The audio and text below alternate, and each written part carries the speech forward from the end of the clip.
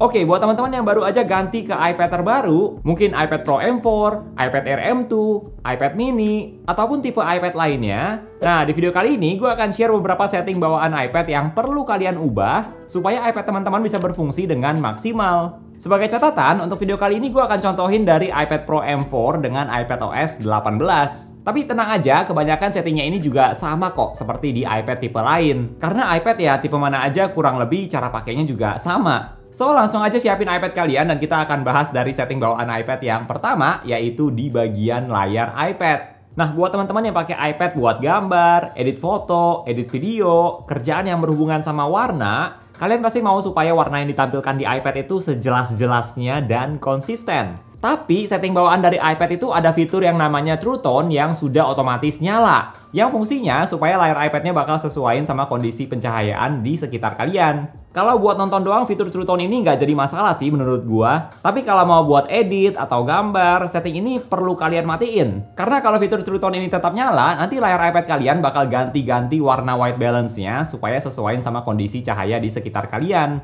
Hampir setiap kali gua ganti device Apple, entah itu iPhone, MacBook, iPad, gue biasanya bakal langsung matiin fitur True Tone ini sih, karena gue cukup sering pakai device gue untuk editing dan fitur True Tone ini justru mengganggu banget kalau misalnya lagi editing. Buat matiin setting True Tone, tinggal langsung ke setting Display and Brightness aja dan klik yang True Tone. Nah, masih di bagian Display and Brightness, gue juga biasanya ganti setting Display Zoom yang pilihannya More Space. Jadi setting More Space ini fungsinya supaya teman-teman bisa manfaatin space layar iPad kalian dengan ukuran icon aplikasinya agak dikecilin, terus fontnya juga jadi agak lebih kecil. Ini bedanya apa aja yang ditampilkan dalam tampilan default dan ini tampilan yang More Space. Menurut gue tampilan More Space ini bakal lebih kepake kalau misalnya lagi multitasking sambil pakai fitur Stage Manager sih. Soalnya lebih banyak yang bisa kalian lihat dalam sekali lihat dibandingkan tampilan yang default. Dan gue juga biasanya pakai yang More Space karena udah terbiasa aja sih. Tapi kalau misalnya teman-teman merasa tulisannya jadi terlalu kecil, jadi susah dibaca, kalian tinggal ganti aja ke tampilan default. Selain itu, masih ada setting lainnya yang juga berhubungan sama layar iPad, yaitu Auto Brightness. Setting Auto Brightness ini ada di setting Accessibility, terus pilih Display and Text Size, lalu scroll ke bagian bawah, dan kalian akan ketemu Auto Brightness. Nah, ini juga setting yang biasanya akan gue matiin karena gue pribadi kurang suka kalau misalnya lagi editing atau bahkan lagi nonton sekalipun itu tingkat kecerahan layarnya ganti-ganti sendiri. Gue tuh tipe yang lebih suka atur brightness-nya sendiri secara manual lewat control center sesuai dengan tingkat kecerahan yang gue mau. Selebihnya dari setting display and text size ini gue biarin tetap dimatiin aja karena menurut gue sisanya nggak terlalu dipakai. Next kita lanjut lagi sekarang ke bagian home screen and app library yang ada di iPad. Nah, secara default, setiap kali teman-teman download aplikasi dari App Store, pasti icon aplikasinya bakal muncul di home screen kalian. Tapi, kalau gue biasanya atur supaya setiap aplikasi yang baru aja di-download itu langsung masuk ke App Library, jadi nggak usah lagi masuknya ke home screen. Kalau teman-teman mau settingnya kayak gitu juga, nanti kalian tinggal atur aja nih, newly downloaded apps ke App Library only. Apalagi buat teman-teman yang udah atur home screen-nya biar estetik, nah pas download aplikasi baru, nanti aplikasinya nggak akan masuk ke home screen dan mengganggu layout home screen iPad kalian.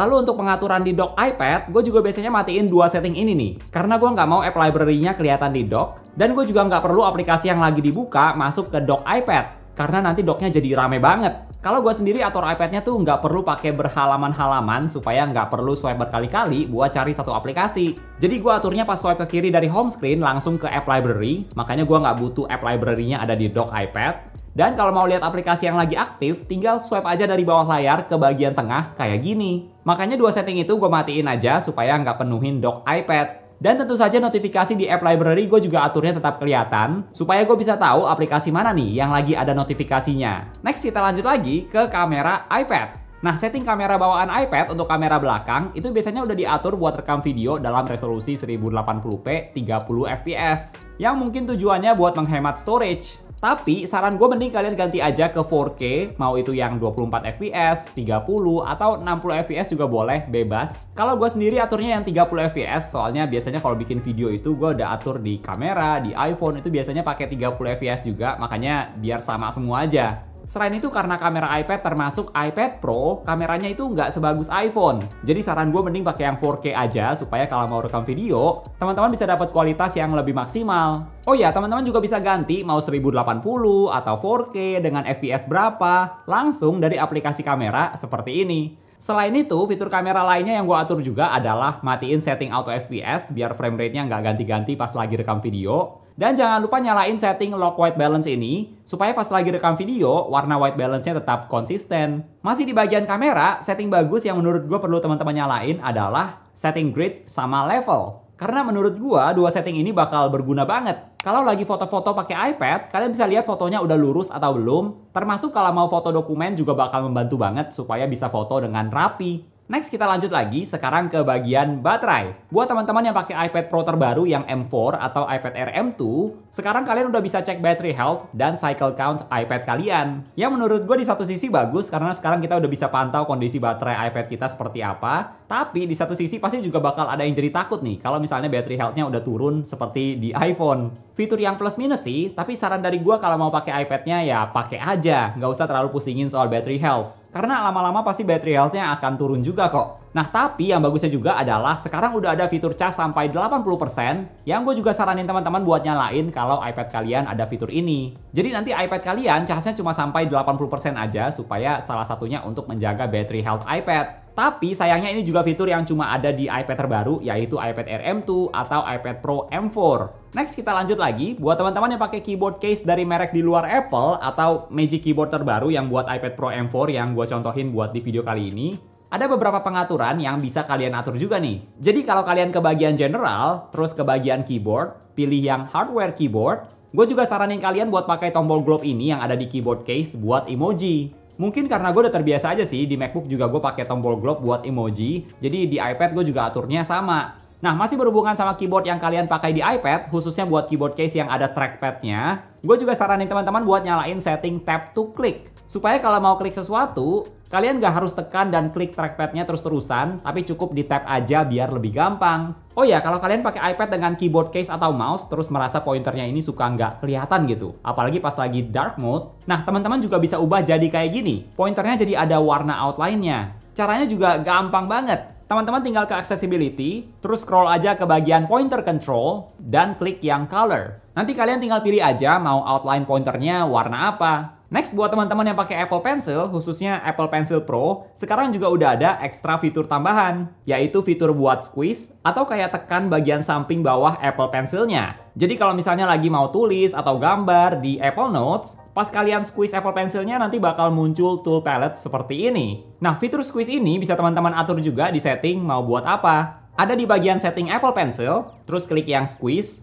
dan kalian bisa pilih fungsi squeeze-nya mau buat apa. Termasuk kalau mau pakai buat aktifin shortcut juga bisa. Jadi misalnya mau pas squeeze Apple Pencil-nya langsung buka kamera, nah itu juga bisa tuh pakai Apple Pencil Pro. Plus teman-teman juga bisa atur di setting sensitivitas fitur squeeze ini mau seberapa. Tapi menurut gue yang bawaannya ini juga udah oke kok, sensitivitasnya udah pas. Selain itu, fitur Apple Pencil lainnya kayak hover, tool preview, shadow, haptics, ini juga dinyalain aja supaya kalian bisa pakai Apple Pencil dengan maksimal. Next kita lanjut lagi, gue juga saranin teman-teman buat atur haptic touch yang ada di iPad supaya lebih cepet. Secara default, sebenarnya udah cukup cepet sih, tapi kalau mau bikin responsnya lebih cepet lagi, itu juga bisa. Teman-teman tinggal ke setting accessibility, klik yang haptic touch, dan pilih yang fast. Menurut gua kalau yang fast itu udah pas banget sih, nggak kecepetan tapi juga nggak kelambatan. Kalian bisa coba dulu di setting ini, tinggal tekan dan tahan aja gambar bunganya ini, buat tes bedanya yang default, fast, dan slow. Fitur haptic touch yang lebih cepat ini bakal kepake pas mau hapus apps, edit home screen, termasuk buat desain objek dengan background di galeri foto juga bisa, jadi responsnya lebih cepat. Terus di bagian multitasking and gestures, ini juga settingnya dinyalain aja semuanya. Karena menurut gua kepake banget. Seperti picture in picture, gesture buat swipe, undo, termasuk yang paling bawah yang dari default fitur ini dimatiin, yaitu fitur swipe finger from corner. Supaya kalau mau screenshot tinggal swipe dari pojok kiri bawah, dan kalau mau buat quick note, tinggal swipe aja dari pojok kanan bawah. Pilihan fiturnya cuma ada dua sih, mau buat screenshot atau quick note aja. Tapi teman-teman bisa atur mau screenshotnya dari pojok kanan bawah, itu juga bisa. Next kita lanjut lagi yaitu ke bagian fokus. Nah, gue biasanya selalu matiin fitur share across devices supaya gue bisa atur iPad-nya untuk misalnya pakai mode do not disturb, tapi nggak akan ngaruh ke device Apple yang lain karena cuma buat iPad-nya aja. Karena kadang kalau lagi pakai iPad-nya buat presentasi atau disambungin ke monitor, nah gue tuh cuma pengen iPad-nya aja yang masuk mode fokus, tapi device lain nggak usah. Oh ya, setiap mode fokus ini juga bisa kalian atur lebih detail. Jadi pas mode fokus tertentu, kalian bisa atur cuma bisa terima notifikasi dari orang atau aplikasi tertentu aja. Bahkan bisa pakai home screen khusus juga dengan tampilan yang lebih simple biar bisa fokus. Lalu untuk di bagian control center, secara default fitur yang ada di control center ini udah cukup lengkap sih. Tapi gue biasanya akan tambahin beberapa fitur lagi supaya lebih gampang buat akses fitur-fiturnya. Yang pasti gue tambahin ke control center adalah low power mode biar bisa langsung masuk low power mode kalau baterainya udah mau habis. Terus gue juga tambahin screen recording buat rekam layar. Terus juga ada voice memo biar bisa langsung rekam suara kalau lagi mau rekam. Dan tentu saja stage manager kalau misalnya belum ada di control center. Karena stage manager ini bisa kepake juga kalau lagi multitasking. So itu dia beberapa setting bawaan iPad yang menurut gue perlu kalian ubah supaya iPad kalian bisa berfungsi dengan maksimal. Kalau menurut teman-teman gimana nih? Setting bawaan iPad apa yang biasanya pasti kalian ubah? Coba share di kolom komentar ya. Oke, thank you buat teman-teman yang udah nonton sampai di detik ini. Jangan lupa untuk klik tombol like kalau kalian suka dengan video ini dan juga subscribe supaya kita bisa ketemu lagi di video-video yang berikutnya. Bye!